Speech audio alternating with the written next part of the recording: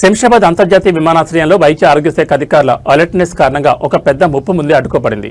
శంషాబాద్ ఎయిర్పోర్ట్లో Ebola virus ముందస్తు తనిఖీలకు సంబంధించి తీవ్ర కలకలం రేగింది.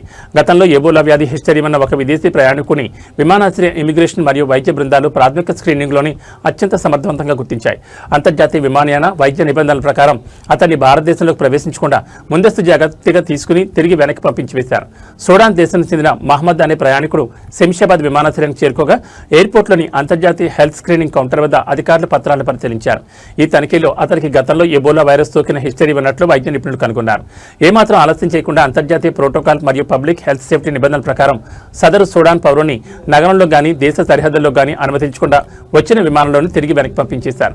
శంషాబాద్ విమానాశ్రయంలో అంతర్జాతీయ ప్రయాణికులకు సంబంధించి హెల్త్ స్క్రీనింగ్ మరియు థర్మల్ స్కానింగ్ మరియు 24 గంటలు అత్యంత పకడ్బందీగా జరుగుతోందని విమానాశ్రయ వర్గాలు వెల్లడించాయి.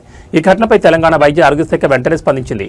ఎయిర్పోర్ట్లో నిఘా మరియు స్క్రీనింగ్ అత్యంత పకడ్బందీగా ఉందని, వైరస్ నగరంలోకి ప్రవేశించే అవకాశమే లేదని స్పష్టం చేసింది.